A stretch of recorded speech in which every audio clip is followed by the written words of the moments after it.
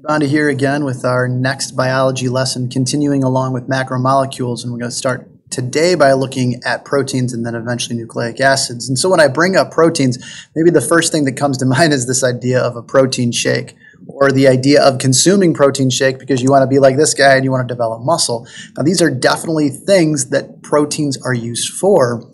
Protein is used in the creation of muscle, and you'll find a lot of protein specifically in animal products like in animal meats because those are primarily made of protein. But there's quite a bit more that proteins do and are used for other than just what we hear about in popular culture today in terms of consuming lots of protein so you can be big and strong.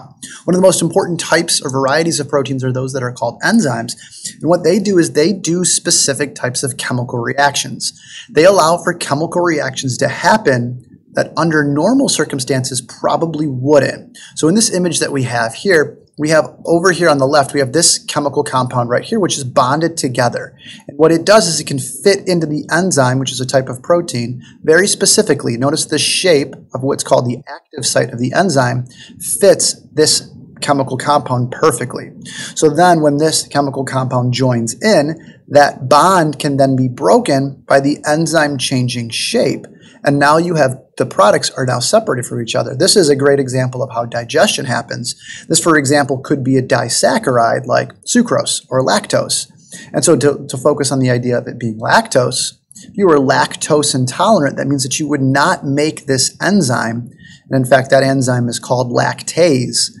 So if you are lactose intolerant, you don't have lactase, and therefore you can't break this bond, and you can't break it down into its individual monosaccharides. This is just one example of the type of chemical reactions that enzymes can do.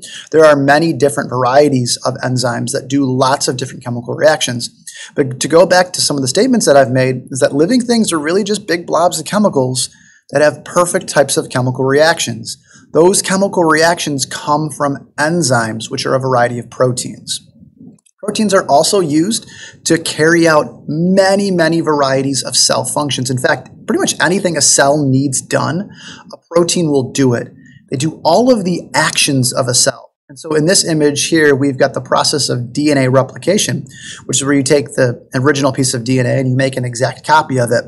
That'll happen before a cell divides, so that new cells that get made will have a full and correct set of DNA. But there are many, many proteins that are involved in this process. We'll look at these in more detail later, but looking just at this image, there are 1, 2, 3, 4, 5, 6, 7, 8 different types of proteins that are just used in the creation of DNA. So again, anything and everything that a cell needs done, proteins will carry out that action. If a cell wants to grow bigger, proteins will do that. If they want to digest something, proteins will do that. If they want to fight off a foreign invader, proteins will do that. If they want to make some sort of cell product, like say for example ATP, proteins do it. Anything and everything that a cell needs accomplished, a protein will get it done. Proteins can also, as we mentioned in the beginning of this video, that they can be used to build things. Specifically, they can be used to build muscle in animals. They can be used as a structural component in some plant material as well. Like if you think about, say, the structure of a bean, there's a lot of protein inside of those as well. And those are a type of structural protein. If we were to zoom in on this individual muscle, we would get down to the cellular level and we'd see lots and lots of individual protein fibers that come together to form this muscle. So another function of proteins is that they can be used to build things, specifically building muscle. So what are proteins made of? Proteins are made of smaller components that are called amino acids. So if you take a look at this image, these individual spheres that we see here of all the different colors would be individual amino acids. They're like the individual links of a chain, if you will. When they are put together, they're called a peptide. Then that peptide can fold up to form a protein. So again, we go back to this idea of a polymer and monomer, where a polymer is many monomers linked together. So in this instance here, the monomers are the individual amino acids, and then the polymer would then be the protein when you put together all of the amino acids. Now there are 20 different types of amino acids, and we'll look at the structure of them and what makes them different. But to make every protein and every living thing that's ever lived, we use these 20 building blocks. Another analogy would be like you have 20 different types of Lego pieces, and how you arrange them will just make a different protein. The proteins and the way they function is determined by the order of their amino acids. If you change the order of the amino acids, you change the function of the protein. In order to link together two individual amino acids, they're held together by a type of bond that's called a peptide bond. And that peptide bond is formed in the same way that we formed bonds between two monosaccharides through the process of dehydration synthesis. If you remember, that process is where water is lost and then a chemical bond, in this case a covalent bond, where electrons are shared, is formed in between each one of those amino acids. This process happens over and over and over again to link all the amino acids together to eventually form the protein. Now, smaller proteins could be, say, about 100 amino acids long, whereas the biggest can be a few thousand amino acids long. Again, it just depends on their complexity and then what they do. So after you form the chain of amino acids, which we call a peptide chain, that then will, as I mentioned before, fold up into some sort of three-dimensional shape. Imagine it as like a piece of origami folding up to its final shape. That final shape will then determine what it can do. If you remember back to the slide before where we looked at the enzyme, where that chemical could fit in perfectly, that had everything to do with its shape. The shape of the protein is determined by the order of the amino acids. This folding process happens at the end of the creation of the protein. In fact, you can break a protein down by unfolding it, a process that can happen from exposing that protein to too much heat or to an acidic environment. That's called denaturing the protein, and then it causes those proteins to stop working. Ultimately, this is the reason why your body cannot sustain temperatures that are too hot or too cold, because the proteins will then unfold and then become useless. Again, it's a process called denaturing. If we take a look at each individual amino acid, we can look at their structure. Now we'll start right here in the middle with the central carbon, aptly named because it is a carbon atom found right in the middle of this amino acid. Then we can look at each one of these components a little individually. Over here on the left-hand side, we have what's called the amino group. And what's unique about this, the amino group, is that this is the first time in any of our macromolecules that we've brought in the element of nitrogen. The first time we've added it to our carbon, hydrogen, and oxygen, which are definitely present in amino acids. But now we have some nitrogen added in. Another part of the amino acid is the carboxylic group, which is an acidic component of the amino acid. And so now you see where the name amino acid comes from. The amino part from the amino group, which contains the nitrogen and the two hydrogens, and the acid part from the carboxylic acid, which is, well, acidic. The last part to take note of is this R at the bottom. Now, R is not an element. You will not find it on the periodic table, but what it is, it's a variable. Think of like X or Y in your math class, which means that it changes for each of the 20 different amino acids. Each amino acid will have its own variable, or side chain is what they're called as well, that makes it specific. So we put this whole thing together, and here are all of the parts of our amino acid. The central carbon with an amino group, our carboxyl group, and finally the variable group. In order to connect all of these together in what, again, we call a peptide or a chain, we have to form the chemical bonds. So in this case, we have 4 different amino acids shown. We'll start over here on the left. So right here, this is the central carbon, as we mentioned before. Here's its amino group. Here's its carboxyl group. And then there's that variable or side chain that's right there. Here's the next amino acid. Here's its central carbon with its amino group, carboxylic acid, and then its variable group. Notice how it's the amino group on one amino acid and the carboxyl group on the one next to it that join together. So this is where that dehydration synthesis would have happened to form the chemical bond. And the same will happen here, and the same will happen here to form the chain of amino acids, which will eventually become a protein. Now, as I mentioned, the amino acid chain will get much, much, much longer than this, but this is just to show you the basic structure of how you link together individual amino acids to form a chain of them. And this all happens through the process of dehydration synthesis, where water is lost and a chemical bond is formed. Remember that the name of these bonds, this bond right here, and this bond right here, and this bond right here, are called peptide bonds. And that's where the name peptide comes from right here, peptide being a chain of amino acids. Here are some examples of some specific types of protein. The first is hemoglobin. Hemoglobin is a protein found inside of your red blood cells, and in fact, it's what's responsible for giving red blood cells its red color because of the iron it contains inside of it. Its job is to carry around carbon dioxide and oxygen. Think of it like a taxi cab, if you will, for oxygen and CO2 inside of your blood. So as you breathe in air from the outside environment into your lungs, there'll be oxygen inside of it, which will then jump on into the red blood cells, specifically the hemoglobin, and it'll carry that oxygen off to your cells. Your cells use the oxygen in the process of cellular respiration. They produce carbon dioxide, which will then leave the cells and go back into the hemoglobin, which travels back to the lungs, and so that the CO2 can leave. Maybe you've heard of carbon monoxide before and carbon monoxide poisoning. Well, the way in which carbon monoxide works is it inhibits the way that hemoglobin works. The carbon monoxide will jump into the hemoglobin, but then will stay there and will not exit, which means that it will not allow oxygen in, nor will it allow CO2 in, so the hemoglobin no longer can do its job. Now, the really big negative portions of carbon monoxide is that it's odorless, and it takes quite a while for it to flush out of your hemoglobin. So you can die from suffocation while breathing. So this is why you have to be extra careful if you're in an enclosed or an inside environment with a gasoline engine running, because gasoline engines produce carbon monoxide. So you should never run a gasoline engine, like say, for example, a generator, in an enclosed place, because it can cause you to suffocate through the lack of getting oxygen out to your tissues. Here's another example of a protein, collagen. This is the major protein that makes up skin in humans. And I like this image here. It shows you the quantity of collagen beneath the layer of skin and how it functions. In this young skin here, there's lots of collagen that's all really structurally sound. Here's normal skin. And then if you look at the older skin and how a lot of that collagen is broken down, this is where you start to see wrinkles. Collagen is a major protein that makes up skin. Keratin is another type of protein, and this is the protein that you find inside of hair. So your hair and your nails as well are made primarily of this protein, keratin. Another protein is insulin, and insulin is responsible for controlling the amount of glucose or sugar in your blood. So after you've eaten a meal, you'll get a lot of glucose into your bloodstream because your digestive system will have broken it down and then absorbed it.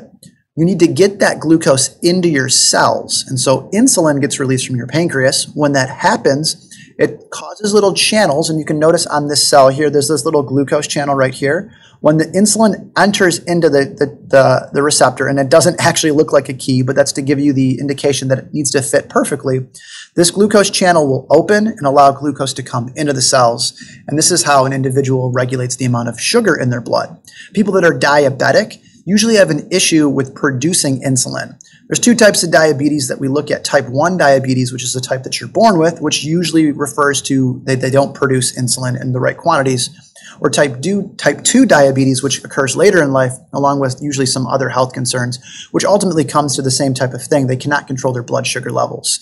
People with diabetes have to check their blood sugar and insulin levels frequently, and may need to give themselves insulin injections or maybe even have an insulin pump to help them regulate their blood sugar levels. Our next and last final type of macromolecule are nucleic acids. And the immediate one that comes to mind is DNA, and then its very close chemical cousin, which would be RNA. If we take a look at these two images, we can see immediately the biggest difference between DNA and RNA, and that in their structure. DNA forms this twisted double helix because it has two strands, versus RNA, which is just forming a single strand. Now, typically what we're looking at how nucleic acids are used, and we'll get into more detail on this later, is that they're used to make proteins. And in the process of making proteins, we start out with DNA, and that DNA is used to make a piece of RNA, and then that RNA is used to make the final protein. More on that in a minute. So we look at the structure of these two, deoxyribonucleic acid, which is what DNA stands for, and ribonucleic acid. They are made of structures that are called nucleotides.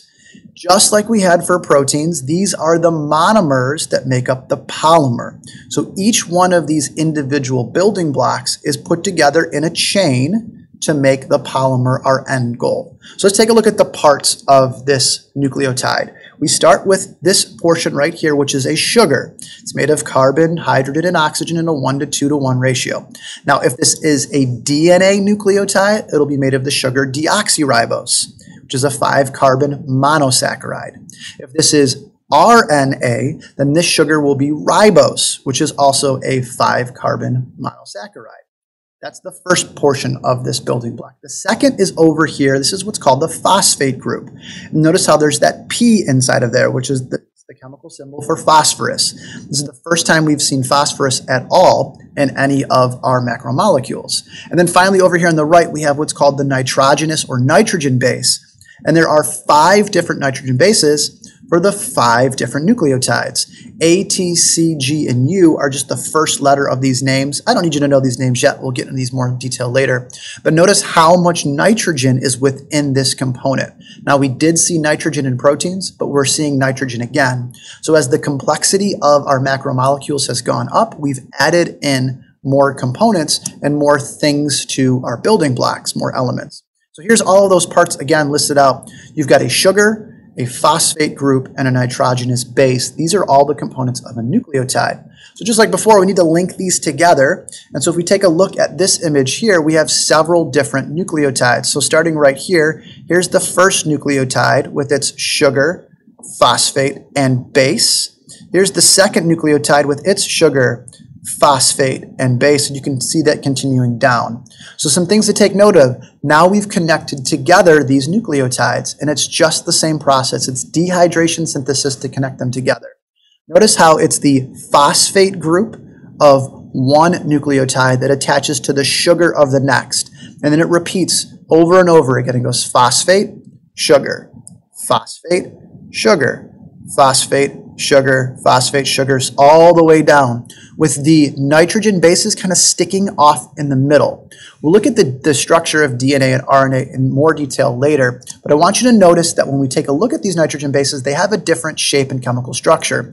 A is different than C, C is different than G, and G is different than T.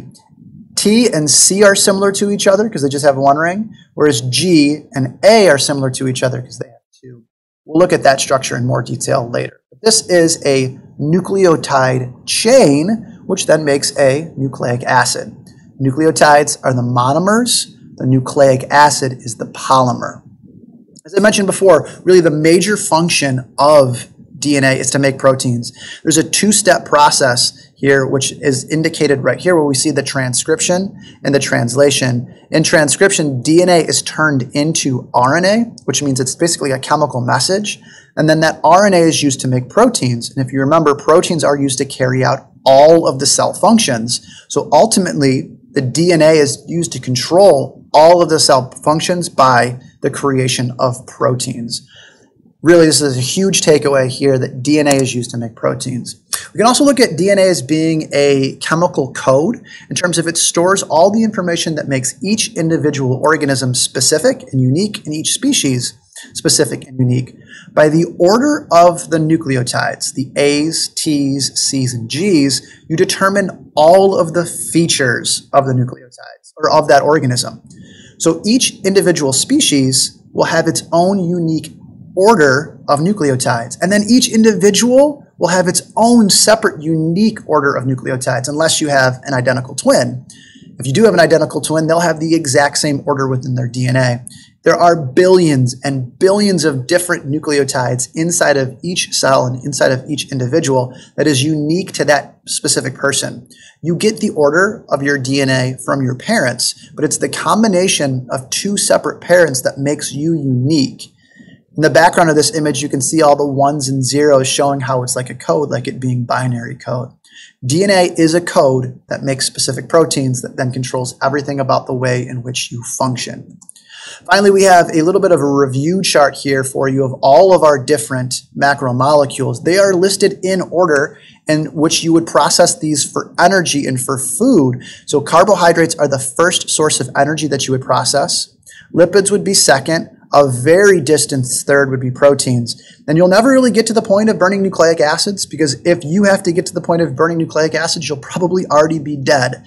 Carbohydrates are preferred for energy, lipids second, proteins are a distant third after that. So, okay, what are each of these made of? Carbohydrates are made of carbon, hydrogen, and oxygen in a 1 to 2 to 1 ratio. Lipids are made of the same elements, carbon, hydrogen, and oxygen as well, but there is no set ratio here, and we tend to see a lot of carbon and hydrogen and way less oxygen. Proteins have those same 3 elements, but now we've added in nitrogen as well. The building blocks of proteins are amino acids. Amino acids are the monomers, the protein is the polymer. Nucleic acids have those same elements, but now we've added in phosphorus. And remember that the monomers are nucleotides. You put those together to form the polymer of the nucleic acid. What are they used for? The major function of carbohydrates, as I've mentioned, is for energy. They can also be used to build plant cell walls, like a structure for like cellulose, and they can be used on the outside of cells as an identification marker, which we call antigens. Lipids are primarily used for energy storage, for long-term storage of energy, but they can also be used for insulation, and another big one is they compose the cell membranes with a type of lipid that we call phospholipids.